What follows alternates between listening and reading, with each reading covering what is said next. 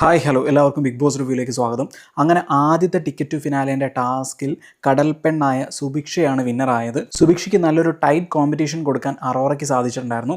എനിക്ക് അറോറേനെ കാണുമ്പോൾ തോന്നുന്നത് എന്താണെന്ന് വെച്ചിട്ടുണ്ടെങ്കിൽ നമ്മുടെ മലയാളത്തിലെ നൂറേനെയാണ്.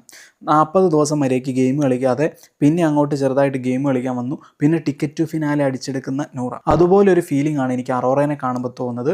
അറോറ 2ാം സ്ഥാനവും 3ാം സ്ഥാനത്ത് കമറുദ്ദീനും എത്തുകയായിരുന്നു ചെയ്തത് ആദ്യത്തെ ടാസ്കിൽ. അതിനുശേഷം സാന്ദ്രേൻ്റെ അടുത്ത് ഇന്നലെ കമറുദ്ദീൻ വെച്ച് പരിപ്പ് വേവാത്തത് കൊണ്ട് ഇന്ന് സാന്ദ്രേനെ ലിസ്റ്റിൽ കയറ്റി കമറുദ്ദീൻ കുറ്റം പറഞ്ഞുകൊണ്ടിരിക്കുന്നതാണ് കാണാനിടയായത്. അടുത്ത ticket to finale task super task ആയിരുന്നു. ഒരു ബോക്സ് ഉണ്ടാകും, അതിൻ്റെ അകത്ത് ബോൾ എടുക്കാം. വൈറ്റ് ബോൾ കിട്ടുകയാണെങ്കിൽ 1 പോയിന്റ്, ഒരു യെല്ലോ ബോൾ ആണ് കിട്ടുന്നതെങ്കിൽ ആർക്കാണോ കിട്ടിയത് അവർക്ക് ഏത് കണ്ടസ്റ്റൻസിൻ്റെ ബോളും, അതായത് അവർ കളക്ട് ചെയ്ത് വെച്ചിരിക്കുന്ന ബോളിൽ നിന്ന് പകുതി നമുക്ക് എടുക്കാൻ പറ്റും. പിന്നെ ബ്ലാക്ക് ബോൾ ആണ് കിട്ടുന്നതെങ്കിൽ ബസർ അടിച്ചതിന് ശേഷം ആരുടെ കയ്യിലാണോ ആ ബ്ലാക്ക് ബോൾ ഉള്ളത് അവർ ഔട്ടാവുന്നതുമാണ്. സൂപ്പർ ഗെയിം ആയിരുന്നു. ആദ്യം ഔട്ടായത് സുഭിക്ഷയാണ്. അതെനിക്ക് ഇഷ്ടപ്പെട്ടിട്ടുണ്ടായിരുന്നു. കാര്യം ടൈറ്റ് ഗെയിം വരണം എല്ലാവരും തമ്മിൽ, എന്നാലേ ഈ ഗെയിം കാണാനും ഒരു രസം ഉണ്ടാവുള്ളൂ. അതിൻ്റെ ഇടയിൽ കമറുദ്ദീനും പാറുവും തമ്മിലുള്ള പേഴ്സണൽ ആയിട്ടുള്ള ഇഷ്യൂസ് ഗെയിമിലേക്ക് വന്നിട്ടുണ്ടായിരുന്നു. ആദ്യത്തെ റൗണ്ടിൽ എന്താണ് സംഭവിച്ചതെന്ന് വെച്ചിട്ടുണ്ടെങ്കിൽ കമറുദ്ദീനാണ് ഏറ്റവും കൂടുതൽ വൈറ്റ് ബോൾസ് കളക്ട് ചെയ്തത്, പാറുവിനാണെങ്കിൽ യെല്ലോ ബോൾ കിട്ടുകയും ചെയ്തു. അപ്പം പാറു പറഞ്ഞു കമറുദ്ദീൻ്റെ ബോക്സിലുള്ള ബോൾസ് ആണ് എനിക്ക് വേണ്ടത് എന്ന് പറഞ്ഞു. അങ്ങനെ പാതി പോയി. അപ്പം തൊട്ട് ഗെയിമിനെ കമറുദ്ദീൻ പേഴ്സണലായിട്ട് കാണാൻ തുടങ്ങി. വീണ്ടും യെല്ലോ ബോൾ പാറുവിന് കിട്ടിയപ്പം അത് തട്ടിപ്പിടിച്ച് മേടിച്ചുകൊണ്ട് വരുന്നുണ്ട്. അതിനുശേഷം കമറുദ്ദീൻ്റെ ബോക്സിൻ്റെ അകത്ത് വെച്ചപ്പോഴേക്കും അത് വീണ്ടും തട്ടിപ്പറിച്ചു. അവിടെ ഭയങ്കര അഗ്രസീവായിരുന്നു കമറുദ്ദീനും പാറുവും തമ്മിൽ. പലർക്കും കണ്ടിരിക്കാൻ പോലും പറ്റിയില്ല എന്നുള്ള രീതിയിലായിരുന്നു പറഞ്ഞുകൊണ്ടിരുന്നത്. എന്നിട്ട് ആ അഗ്രസീവിന് ഒടുവിൽ പാറുവിന് അവസാനം ആ യെല്ലോ ബോൾ കിട്ടുന്നുണ്ട്. അതിനുശേഷമുള്ള റൗണ്ടിൽ കമറുദ്ദീൻ എന്ത് ചെയ്തു എന്ന് വെച്ചിട്ടുണ്ടെങ്കിൽ ഒരു ബ്ലാക്ക് ബോൾ കിട്ടിയിട്ടുണ്ടായിരുന്നു ബോക്സിൽ നിന്ന്, അത് നേരെ തിരിച്ചിട്ടു. അപ്പം കമറുദ്ദീൻ ഡിസ്ക്വാളിഫൈ ആയി.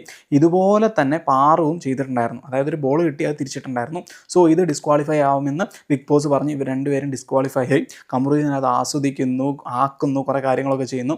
അടുത്ത് എന്നിട്ട് ബോളൊക്കെ നോക്കിയിട്ട് എന്നുള്ള രീതിയിൽ കാണിച്ചപ്പം നമ്മുടെ പാർവതി നേരെ ഒരൊറ്റടി. അതായത് അത്ര ഫോഴ്സിലാണോ എന്ന് ചോദിച്ചിട്ടുണ്ടെങ്കിൽ അല്ല, പക്ഷേ ഇവർ തമ്മിലുള്ള ഇരിപ്പേശം വെച്ചിട്ട് അങ്ങനെ അടിക്കാൻ പാടില്ലാത്തത് തന്നെയാണ്. അപ്പോൾ കമറുദ്ദീൻ അതിനെ ചോദ്യം ചെയ്തു. അങ്ങനെ അവർ തമ്മിലൊരു വാഗ്വാദമായി. പിന്നെ പാറുവിനെ നമുക്കറിയാമല്ലോ, പാറു നല്ല രീതിയിൽ ആക്കാൻ തുടങ്ങി, പ്രൊവോക്ക് ചെയ്യാൻ തുടങ്ങി. അപ്പോൾ കമറുദ്ദീൻ എന്ത് ചെയ്തു എന്ന് വെച്ചിട്ടുണ്ടെങ്കിൽ അവിടെ ഇരുന്ന ബോക്സ് ഒരൊറ്റ തട്ട് കെട്ടി. അപ്പോൾ പാറുവിൻ്റെ പെട്ടിയും ബോളുകളൊക്കെ അവിടെ ചെതറി കിടക്കുമ്പോൾ ശബരി പറയുന്നുണ്ട് ഇത് ശരിയല്ല, ബിഗ് ബോസിനെ മാനിക്കണം, നീ അത് എടുത്തു വെക്കണമെന്ന് പറയുന്നുണ്ട്. അത് കേട്ടിട്ട് കമറുദ്ദീൻ അവിടെ എടുത്തു വെക്കുകയും എനിക്ക് സോറി കേൾക്കണം, പാറു എന്നെ തല്ലിയതിൽ സോറി എന്നോട് പറയണം എന്ന് പറയുന്നുണ്ട്. അപ്പോൾ വീണ്ടും പാറു പ്രൊവോക്ക് ചെയ്തുകൊണ്ടിരിക്കുകയാണ്. നീ ആരടാ, അതാണ് 5ാം ക്ലാസ്സിൽ പഠിക്കുന്ന കുട്ടിയാണ്, സ്കൂൾ കുട്ടിയാണ്, ഇത്ര ചെറിയ കാര്യത്തിന് എന്തിനാണ് ഇങ്ങനെയൊക്കെ പറയുന്നതെന്ന് പറഞ്ഞുകൊണ്ട് വരുന്നുണ്ട്. ശരിക്കും പറഞ്ഞാൽ ചെറിയ കാര്യമാണ്, പക്ഷേ ഇവർ തമ്മിലുള്ള പ്രശ്നം കാരണം അത് വലിയ കാര്യമായി മാറുകയായിരുന്നു. വീണ്ടും പാർവതി പ്രൊവോക്ക് ചെയ്തപ്പോൾ എന്ത് ചെയ്തു എന്ന് വെച്ചിട്ടുണ്ടെങ്കിൽ കമറുദ്ദീൻ ആ പെട്ടി ഒരൊറ്റ ചവിട്ടാണ്.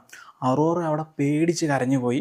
ഏകദേശം എല്ലാ സ്ത്രീകളും അവിടെ നന്നായി പേടിച്ചിട്ടുണ്ടായിരുന്നു. ഈ കാര്യത്തിൽ കമറുദ്ദീൻ്റെ ഭാഗത്തൊരു ന്യായമുണ്ടായിരുന്നു. ആ പെട്ടി ചവിട്ടിയതോടെ ആ ന്യായം നേരെ തകിടം മറിഞ്ഞു. കമറുദ്ദീൻ്റെ അടുത്തേക്ക് എല്ലാവരും പഴിചാരാൻ തുടങ്ങി. അതിനുശേഷം ഒരു ബ്രേക്ക് ആയിരുന്നു. ഈ പാർവതി ഇല്ലാത്ത ഗെയിം, ഗാനാവിനോദ് ഇല്ലാത്ത ഗെയിം, കമറുദ്ദീൻ ഇല്ലാത്ത ഗെയിം അവർ നല്ല എൻജോയ് ചെയ്തിട്ടുണ്ടായിരുന്നു. അപ്പോൾ പാർവതി പറയുന്നുണ്ട് നിങ്ങൾക്ക് ഇങ്ങനെ എൻജോയ് ചെയ്ത് ചെയ്യാൻ പറ്റുമോ എന്നൊക്കെ. എനിക്ക് പേഴ്സണലായിട്ട് ഈ ഗെയിമിൽ നന്നായി കളിച്ചു എന്ന് എനിക്ക് തോന്നിയത് അറോറ നല്ല രീതിയിൽ ഗെയിം കളിച്ചിട്ടുണ്ടായിരുന്നു. കാര്യം കഴിഞ്ഞ ദിവസത്തെ ആ കൈ വെച്ചിട്ട് കൈ നല്ല പെയിനുണ്ട്, എന്നിട്ടും അറോറ നന്നായി ഗെയിം കളിക്കാൻ ശ്രമിച്ചിട്ടുണ്ടായിരുന്നു. വിക്രം നല്ല രീതിയിൽ കളിക്കാൻ ശ്രമിച്ചിട്ടുണ്ടായിരുന്നു. പക്ഷേ അവസാന നിമിഷം ആ ഗെയിം അങ്ങ് തട്ടിപ്പറിച്ചുകൊണ്ട് പോയത് സാന്ദ്രയാണ്. അവസാന റൗണ്ടിൽ ഗെയിം കളിക്കുന്നത് ശബരി, സാൻഡ്ര, വിക്രമാണ്. വിക്രമാണെങ്കിൽ നല്ല രീതിയിൽ ലീഡിൽ നിൽക്കുകയാണ്.